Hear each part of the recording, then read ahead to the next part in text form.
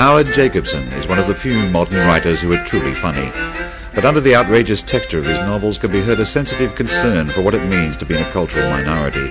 He started out that way, and look how far he has come. But how far has multicultural Britain come? Howard, here we are in Britain, and we're both representatives of ethnic minorities. And me more than you. We're part of the rich tapestry of British society. How do you think multi-ethnic, multicultural Britain is going?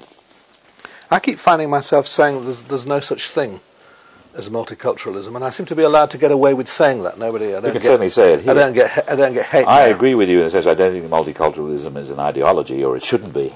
It's a nice emphasis, but as an ideology, it's got all kinds of drawbacks.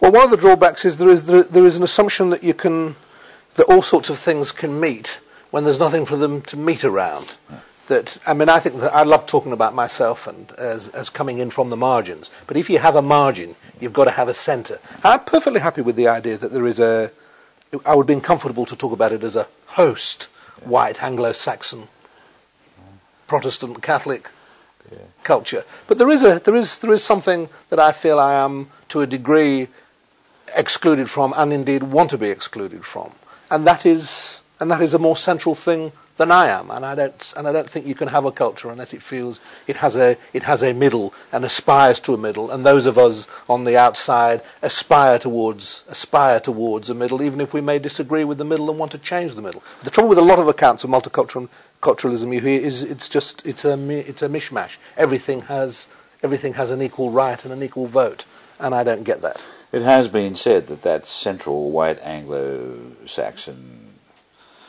culture, the traditional heritage, central part of the population, is itself becoming underprivileged. Somebody said in a paper the other day that Stephen Lawrence, the young black boy who was murdered by the white boys, he spoke English better than his murderers and had a better right to be here. Now that second point I thought was spot on. Do we know who murdered him yet? No, I don't suppose we do. Maybe I put us both in jail. There is, of course. I mean, you get very quickly onto the question of class, which is something else you're not supposed to talk about anymore. And I really miss talking about class in the way I was brought up to talk about class, with language like common. There were common people. I can't say common, but I bet you've not heard the word common. No, you're not allowed to say that anymore. But there is such a thing as a common mind, not just of the common people, as they were once described in, or as someone was once described in history books, but the idea that there is some kind of non-aspirational, as the Americans would say, dedicated to being low or... I miss the right to be able to make those judgments about the way some people live their lives. I see commonness all around me, and I'm increasingly disgusted and scared by what I see. I've been here 40 years now, and I've seen the manners of the common people deteriorate.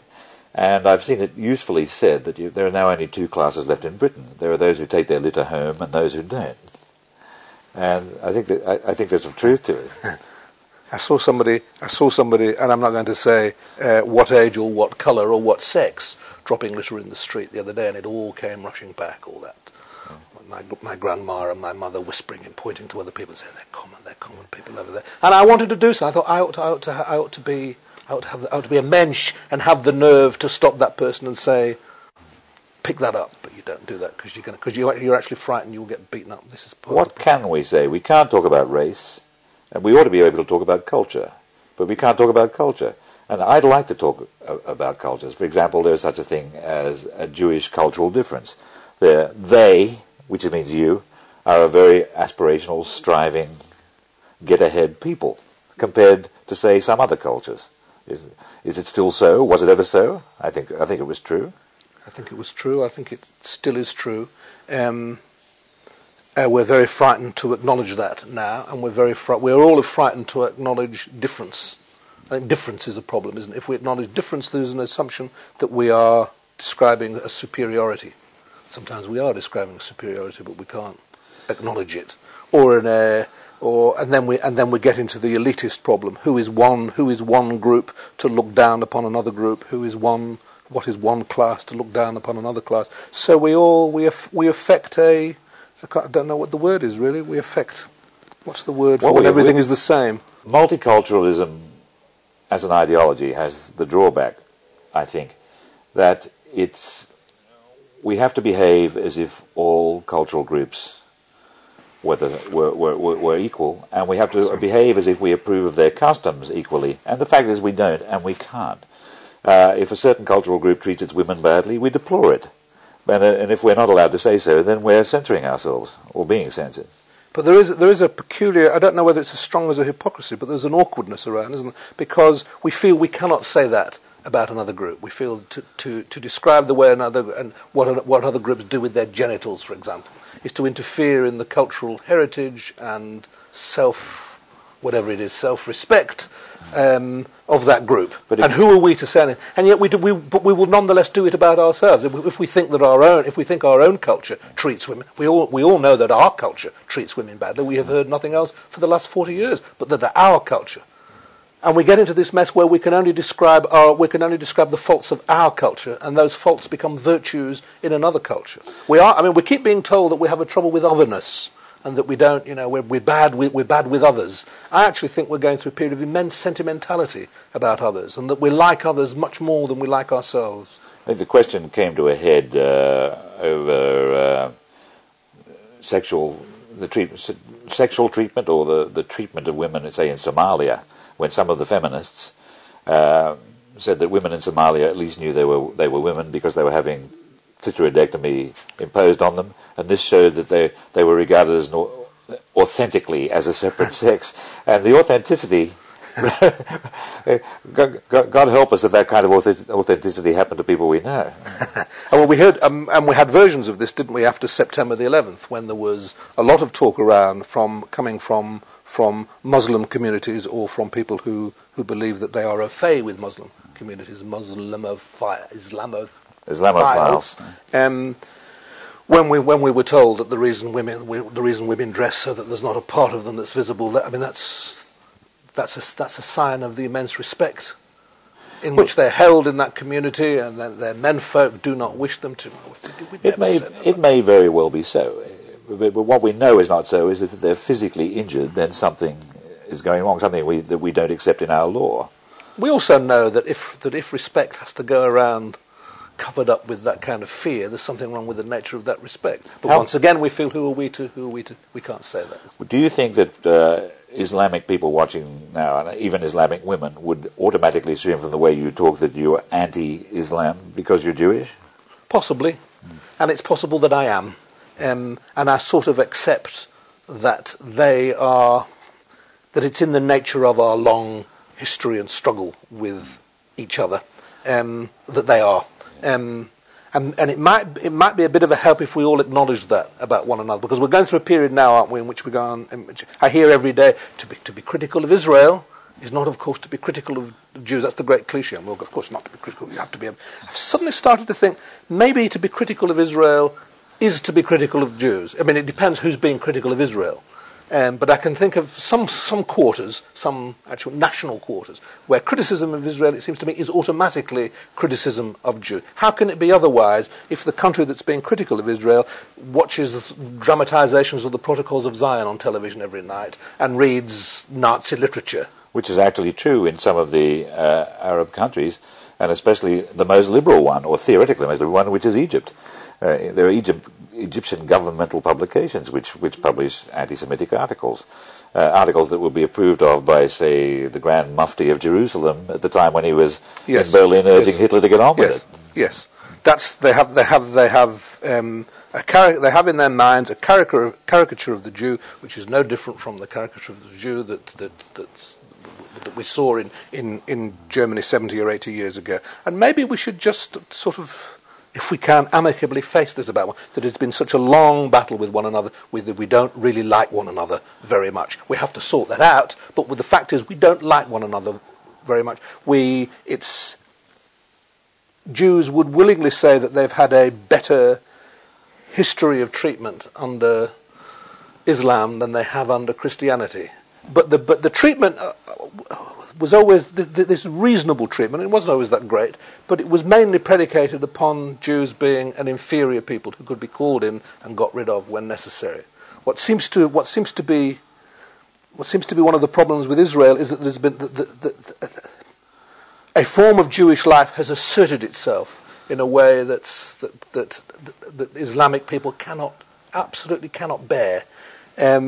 It's almost as if the Jewish people are like an organ that the body rejects. The Islamic world cannot bear to have a Jewish state in the middle of it. I don't blame it. I understand why, but it should face it. Could you bear it if you were there? If you were in Israel and you were faced with one of the first things you'd be faced with is Eretz Israel, extremist Zionism that wants to occupy all of the Holy Land, that wants to stay at war forever, that is actually distorts Israeli politics. What would you do about? Where would you stand as a liberal Israeli? Well, I hate them, and I've met them, and 3/4 of them are born in New York, and they've been sent out there because the families. These are the extremists that yes, haven't. Yes, the extremists who point to open the Bible and go, you see here with tears in their eyes, you see what it says here, or they show you a map of the Holy Land. All over here is where God said we were meant to be. You can have no patience with them. And the cruel thing is that this is a new phenomenon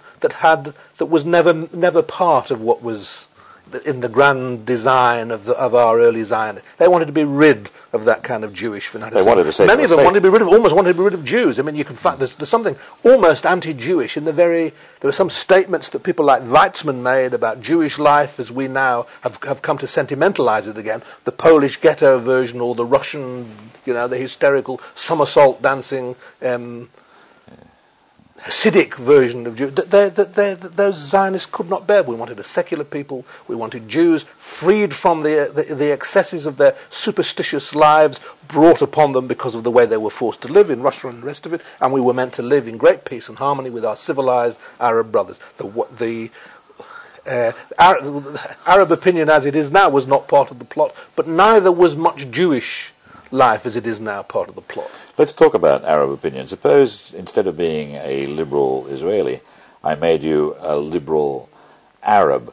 Would you be advocating an acceptance of the state of Israel, the only possibility being a parallel Palestinian state, rather more or less the position that Edward Said has taken?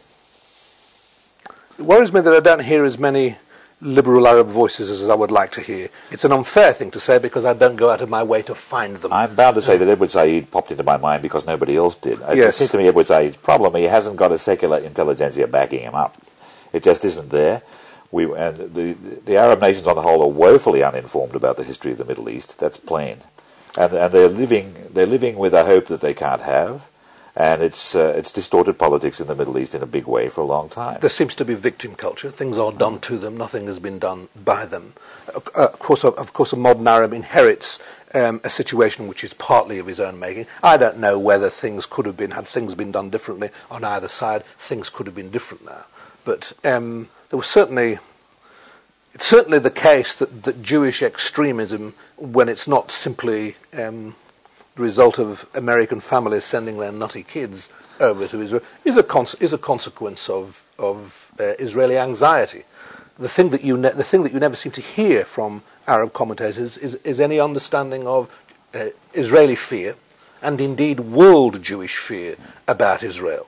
They seem to think that Israel, because it sometimes acts as a bully, that it feels like a bully. It feels terrified. And all Jews still feel frightened.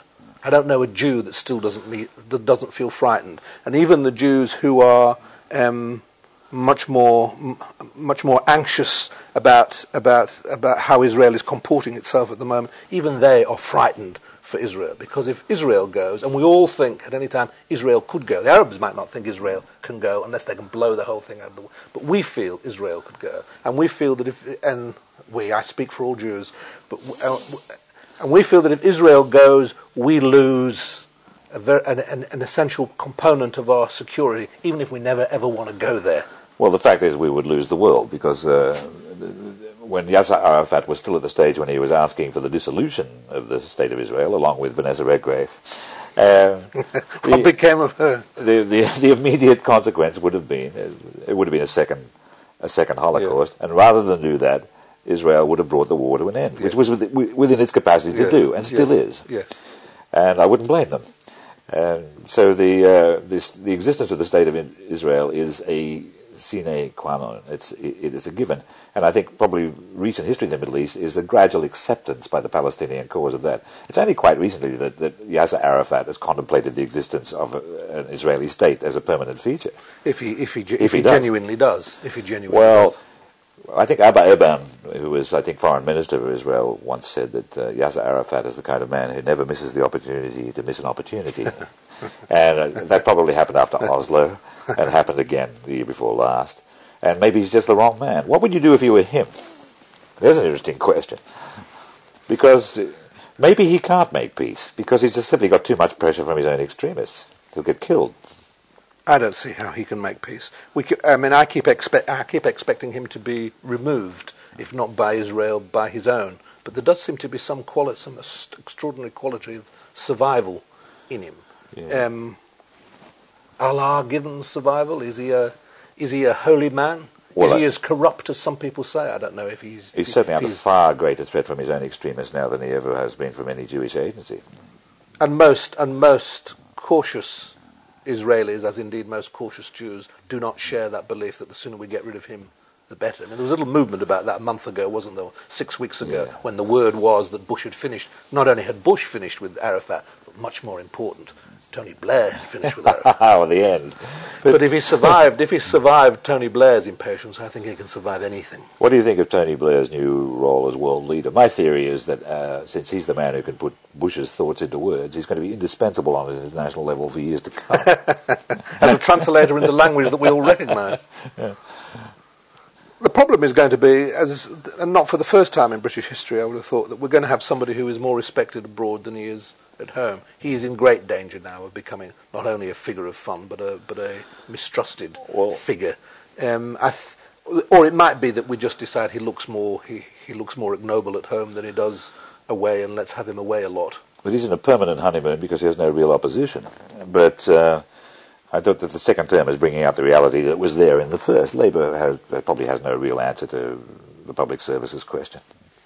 They have the Thatcherite answer. He was a child of Thatcher. I remember saying that very early on, that we have a new phenomenon long before he was Prime Minister, and that we have a Labour Party which is much more enamoured. As she was on her way out, you felt that Labour Party saw a way of continuing this when the Conservatives were sick to death of her. Yeah.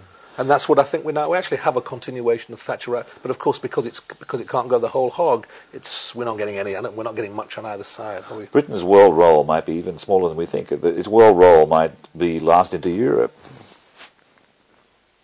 Do you think it will ever go? I suspect it will never go. I suspect that we will never really go in. I'm here. Stay away from it. I was born under the old empire and raised under the Commonwealth as it then was, and I came here because it was for me the centre of language and history, and for my generation it still is. Whether it will be in the future is a big question. I'm not so sure that the young people have much of a sense of British heritage or care much about it. Maybe something adheres in the culture. Whether the kids don't read the books, and don't have much respect for the language, and don't even have any sense of history, and don't know who the Prime Minister before Tony Blair. Maybe some pig-headedness or some quality of indomitableness or something or other. Or is this just sentimental? Maybe something in the nature, something ineradicable in the nature of the people adheres, however uncultured we become. I think it was said at the time of the battle in the Falkland Islands that the young men who were all lined up to be buried in plastic bags, our brave young men, were the actual yobbos that we've been scared of previous years. That when the moment came, they did quite well. I think that probably is sentimentality. But there's something. Your theory that you're really saying there's something in the water, and it's quite possibly true. Cometh the hour, cometh the hour. But we've always known that. You can't. I mean, isn't that why we have streets full of young men of whom we walk in terror? We walk in, and it's only because they're not doing what they should be doing, which is fighting for us, conquering places for us. What makes you cross the street? I personally, at my age of 62, cross the street when I see a group of any 3 young black men and any 2 young white men. I'm more scared now of the whites Depends on their haircuts. And I'm not scared of Asians, but I suppose in certain parts of the country I could be. I'm scared of almost everything. It's probably a factor of age. But I'm scared of Asians now. This is a very interesting thing, because I used to not be scared. This is new, I yes. always used to think Asians and me were the same. We could talk to one another. The market stall that my father used to run was run after his death by an Asian. The streets where we used to live when we moved up to the next suburb were occupied by We seem to be the same sorts of people. We seem to have been used by other countries in the same way. We seem to have been employed as their clerks, and then sometimes at the grandest level as their bankers. And we were very keen in sending our children to university, and we did better at school. And I thought we were absolutely the same people. This is, considering what I've also been saying about the Jews and Islam, this shows how uneducated I am. I just thought boys from Pakistan and me agreed about everything. And it's a bit of a shock to know that we don't. I still don't think I'm frightened of the way they look, because they don't. I'm just frightened of what they believe. And I don't know what is the more frightening. Well, there's a possibility that the young men who are raised in Britain but want to fight for Al-Qaeda are right, that the culture that we have is simply too bland, uninteresting and corrupt to secure anyone's loyalty. There's something pure and attractive about being a fanatic, and you probably get 3 square meals a day and an early entry into paradise.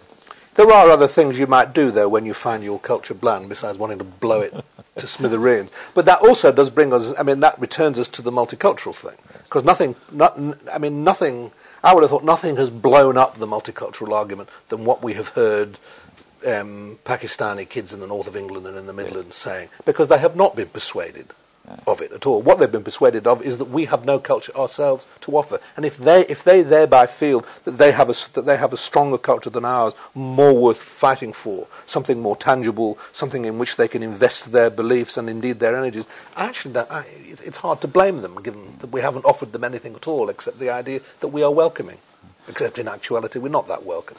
It's something that the government might have to concern itself with and produce a few politicians to do. My own conclusion about Tony Blair, as I look at what seems to me his infinite blandness, is that the hour has produced a man and produced the type. There's nothing much for a politician to do except administer. Whereas when you get to the Middle East, and you can call that real politics if you like, as opposed to what we've got, everything depends on the people. We're asking an awful lot for the right people to be in place in every faction in the Middle East. You want a better Yasser Arafat. You don't want Ariel Sharon. You want a classic liberal Israeli leader at the same time as you get a leader of Egypt who's ready to make an accommodation. Just think of the coincidence that when Sadat was ready to make peace, then the man leading Israel happened to be Menachem Begin. You've got to have the right people in the right spot. And it's asking an awful lot. It's probably not going to happen. And it gets harder and harder the longer conflict goes on, because what conflict creates is generals. That's why Sharon is there. It's because the country's scared, isn't it? You want your strong man. Yeah. Absolutely. And if it were not a Sharon, I'm sure there are hundreds more we could find. And I'm sure that there are, the same would be said on the other side. Conflicts produce men of war, and the hero then becomes not a thinking man, but a successful man of war. And then we expect that man of war suddenly to become, miracles can happen. It's not going to happen with this one, I don't think. The young people, from our viewpoint, know very little. We're probably right. The schools teach less. And you've been an educator. What's to be done? Well, we despair a lot, and we look at we contemplate our old age, and our every third thought is the grave. That's one thing that's to be done. That's by us. What do we do in the schools? What's to be done by them? What's to be done in the schools? How do you restore the idea, if it's worth restoring, of teaching the grammar of the English language, for example? Well, people are saying that in television things are cyclical, and that after a bad period we will get a good period, and that somehow or other, I suppose this is built on an assumption that societies have the capacity to heal themselves, small as well as large, that somehow or other it knows what's wrong, it will find out what's wrong within itself and will heal itself. And I hope that teachers will somehow or other good teachers will appear, and it's hard to see where they will come from. But it can't From Australia, probably. Well, it's quite. But I've long felt that that Australia and New Zealand and I don't know about Canada, but certainly of the three, Australia is the one I know. It was the most. I mean, I'm not schmoozing you. It was the most cultured place I'd ever been to. To this day, if I were doing Who Wants to Be a Millionaire and I could choose 100 friends to ring, they would all be Australian. Who else will know more about where the Jotas are? An Australian will know that. Who will know? Who is the most expert on any subject? We all know that they've had to compensate, but it's a country of lovers of books. The little I know about good music, I learnt in Australia. I had no good music in Cambridge. Someone played me Janacek once in college, and I thought that was a bit difficult, but I'd go to Australia and we would sit around, and the rowdiest people with whom I'd spent a day on the beach or a day at cricket, in the evening would sit around and somebody would say, okay, now let's listen to Gezer playing Mozart, and let's compare it to this one playing Mozart, and it was such a serious place, I thought. I found culture there. It sounds as if you miss it as much as I do. I miss it. Yes, I miss it terribly. Well, just to round it out, and possibly on a low note, if communities, groups, cultures, whatever you call them, all in the one country, if they want different things, then reconciliation and harmony might be impossible. You just might have to live with the tension. Thousands and thousands of people put away all the time. Afraid so. Yeah. Is it not going to reach the stage where there's more of them? Might it not be easy to put us away?